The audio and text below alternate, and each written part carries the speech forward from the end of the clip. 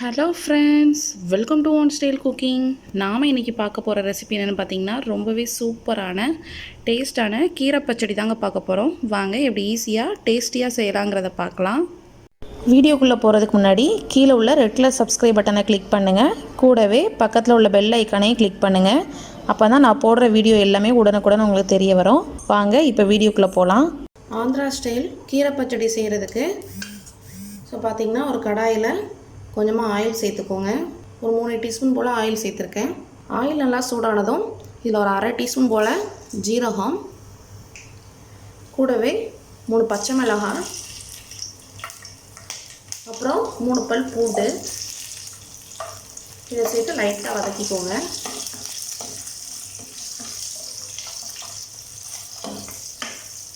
இது கூடவே பார்த்திங்கன்னா ஒரு 2 தக்காளி கட் பண்ணி வச்சுருக்கேன், அதை சேர்த்துடலாம்.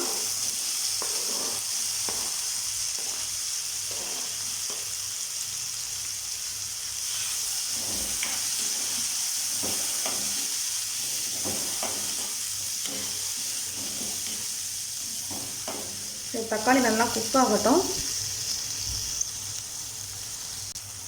பாருங்கள், தக்காளி இந்த அளவுக்கு நல்லா வதங்கினதும் நல்லா மிக்ஸ் பண்ணி விட்டுக்கோங்க. நம்ம அரைக்க தான் போகிறோம், அதனால் அப்படியே சேர்த்துடலாம். கூடவே இதில் கொஞ்சமாக புளி தண்ணி சேர்த்துடலாம். ஒரு சின்ன எலுமிச்சம்பழம் அளவு புளியை கரைச்சி சேர்த்துக்கோங்க. இது கூட நம்ம இப்போ கீரை ஆட் பண்ணிடலாம். நீங்கள் எந்த விதமான கீரைனாலும் ஆட் பண்ணலாம். பாலக்கீரை ஆட் பண்ணலாம், பசலைக்கீரை, எல்லா கீரையும் ஆட் பண்ணலாம். நான் அன்றைக்கி தண்டங்கீரை தான் எனக்கு கிடச்சிது, அதை ஆட் பண்ணுறேன். ஈவன் நீங்கள் முருங்கைக்கீரையில் கூட இந்த மாதிரி ட்ரை பண்ணலாம். நல்லா வாஷ் பண்ணிவிட்டு நீங்கள் சேர்த்துடலாம். நீங்கள் கட் பண்ணணும் கூட அவசியமே இல்லை. இப்போ அந்த கீரைலாம் சேர்த்து நல்லா மிக்ஸ் பண்ணிடலாம். உள்ளே நம்மளுக்கு ஆல்ரெடி தண்ணி இருக்குது, கீரை வேகிறதுக்கு அந்தளவுக்கு தண்ணி தேவைப்படாது. உங்கள்கிட்ட தண்ணி எதுவும் இல்லைன்னா நீங்கள் கொஞ்சமாக தண்ணி சேர்த்துக்கோங்க.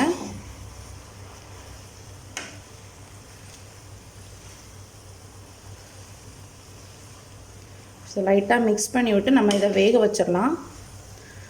ஸ்டார்டிங்கில் பார்த்திங்கன்னா கீரை அதிகமாக இருக்க மாதிரி தெரியும். உங்களுக்கு குக் ஆனது பார்த்திங்கன்னா உங்களுக்கு கரெக்டாக ஆயிரும். இப்போ அது புளி தண்ணியிலேயே ஒரு நிமிஷம் நல்லா வேகட்டும். பாருங்கள், அந்த தண்ணியிலேயே பார்த்திங்கன்னா கீரை நல்லா வெந்துட்டுருக்கு. இப்போ இதில் ஒரு அரை டீஸ்பூன் போல் மஞ்சள் தூள் சேர்த்துடலாம். கூடவே இந்த கீரைக்கு தேவையான அளவு உப்பு சேர்த்து நல்லா மிக்ஸ் பண்ணி விட்டுருங்க. ரொம்ப தண்ணியும் இருக்கக்கூடாது, ரொம்ப கெட்டியாக இருந்தாலும் நல்லா இருக்காது. அதனால் நம்ம அரைக்கணும் பார்த்திங்களா. அதனால் இந்த தண்ணி வந்து கம்மியாக ஊற்றி சேர்த்துக்கோங்க. இன்கேஸ் நீங்கள் தண்ணி உங்களுக்கு அதிகமாகிடுச்சுன்னு நினச்சிங்கன்னா நீங்கள் அரைக்கும் போது அந்த தண்ணியை ஃபில்ட்ரு பண்ணிவிட்டு அதுக்கப்புறம் நீங்கள் சேர்த்துக்கோங்க. இது ஒரு நிமிஷம் மட்டும் குக் ஆகட்டும். பாருங்கள், ஒரு நிமிஷம் நல்லா வதங்கிடுச்சு. நம்ம இப்போ அடுப்பை ஆஃப் பண்ணிவிட்டு இதை ஆற வச்சு நல்லா ஒரு மிக்ஸி ஜாரில் வச்சு நல்லா கிரைண்ட் பண்ணிடுங்க.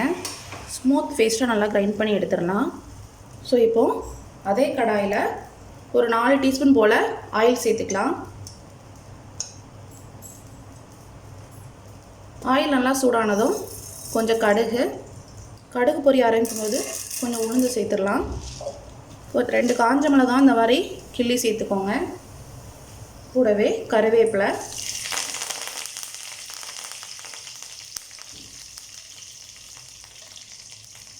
பாருங்கள், நம்ம கீரையை நல்லா இந்தளவுக்கு நல்லா ஃபைனாக அரைச்சி வச்சாச்சு. அந்த மிக்சரையும் இப்போ இதில் சேர்த்துடலாம்.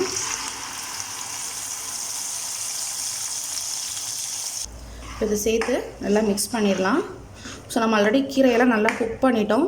நமக்கு இந்த ரா ஃப்ளேவர் எதுவுமே இருக்காது. ஒரு நிமிஷம் மட்டும் நம்ம இந்த பபுள்ஸ் வந்தது நம்ம இப்போ ஆஃப் பண்ணிடலாம். பாருங்கள், பபுள்ஸ் வர ஆரம்பிச்சிருச்சு.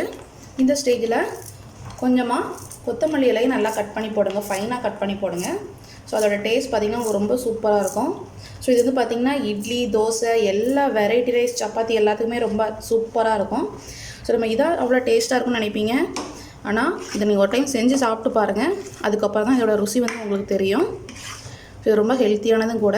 நம்மளோட சூப்பரான ஆந்திரா ஸ்டைல் கீரை பச்சடி, கீரை சட்னி ரெடி ஆகிடுச்சு. இப்போ அடுப்பை ஆஃப் பண்ணிடலாம்.